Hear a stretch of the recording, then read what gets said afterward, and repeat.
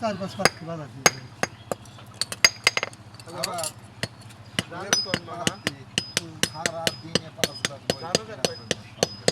পারতে মরে ওই যে সংখ্যা হইতেছে বড় খেলার সময় মরাই দেয়